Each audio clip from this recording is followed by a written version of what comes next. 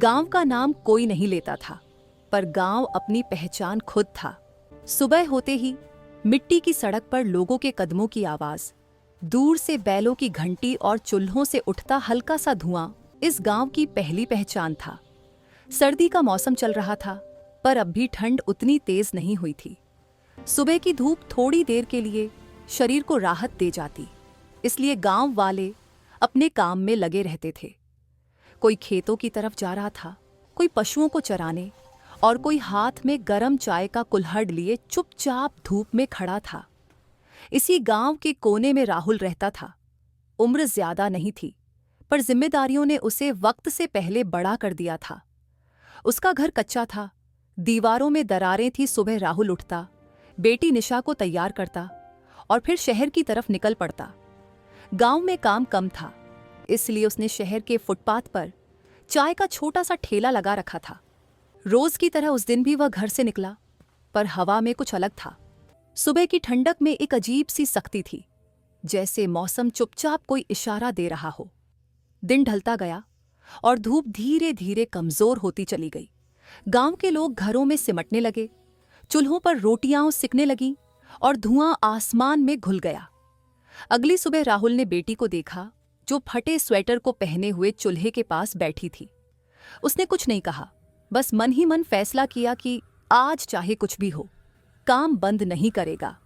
वह ठेला धकेलकर शहर पहुंच गया। शाम होते होते हवा तेज हो गई। सड़क पर चलने वाले लोगों ने अपनी जैकेट और मफलर और कसके बांध ली। स्ट्रीट लाइट के नीचे राहुल का ठेला खड़ा था। चाय की केतली से उठती भाप ठंड में ज्यादा दिख रही थी। शुरुआत में कुछ ग्राहक आए, किसी ने गरम चाय पीनी चाहिए, किसी ने सिर्फ हाथ सेक लिए। राहुल हर कप में एक ही बात महसूस कर रहा था कि ठंड धीरे धीरे अपनी पकड़ मजबूत कर रही है। रात जैसे जैसे बढ़ने लगी, ठंड भी बढ़ने लगी। हवा सीधी बदन को चुभने लगी। सड़क पर लोग कम हो गए, पर राहुल अभी भी खड़ा था। उसकी जैकेट पुरानी थी, हवा सीधी अंदर घुस जाती। पैरों की उंगलियां सून हो जाने लगी। कभी वह एक पैर से दूसरे पैर पर बोझ डालता, कभी हाथ को सांस से गर्म करता। उसके लिए यह सिर्फ ठंड नहीं थी, यह मजबूरी थी। अगर आज काम बंद होता तो कल घर का चूल्हा मुश्किल में पड़ जाता। रात और गहरी हुई। आसपास की दुकानों के शटर बंद हो चुके थे। सिर्फ दूर दूर तक स्ट्रीट लाइट और खामोशी बची थी। राहुल ने चाय बनाने के लिए चूल्हे पर हाथ बढ़ाया, पर अचानक आग धीमी पड़ गई। उसने लकड़ी डाली, पर लकड़ी भी खत्म होने वाली थी। कुछ ही देर में चूल्हा बिल्कुल बुझ गया। ठंड में अचानक से आग का चला जाना राहुल के लिए सिर्फ एक समस्या नहीं, एक डर था। उसने जेब टटोली, गिने चुने सिक्के ही मिले। इस वक्त नई लकड़ी लाना मुश्किल था। वह ठेले के पास ही बैठ गया, हाथ घुटनों पर रखकर सिर झुका लिया। ठंड और खामोशी ने मिलकर उसके मन पर बोझ डाल दिया।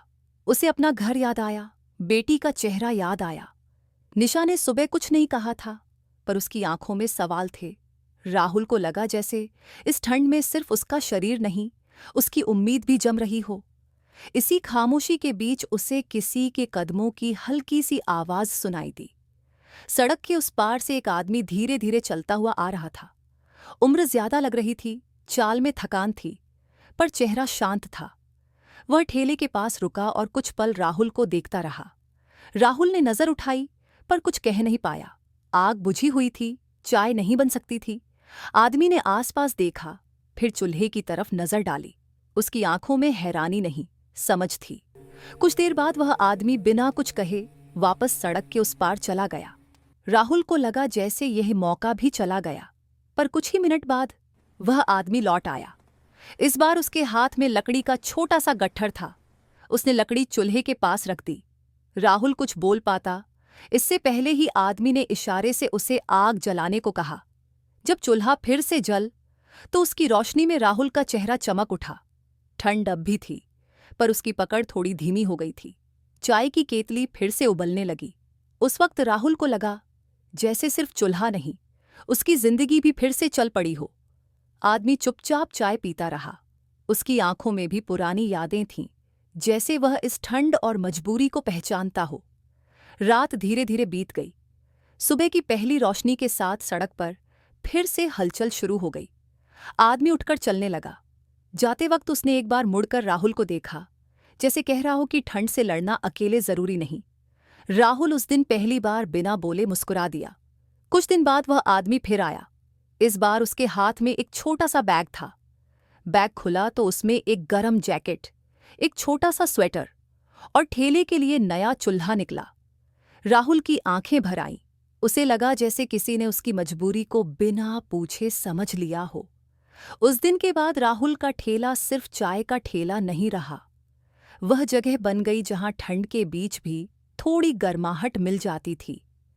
गांव में जब राहुल घर लौटा और बेटी को नया स्वेटर पहनाया तो उसकी मुस्कान ने सारी ठंड भुला दी।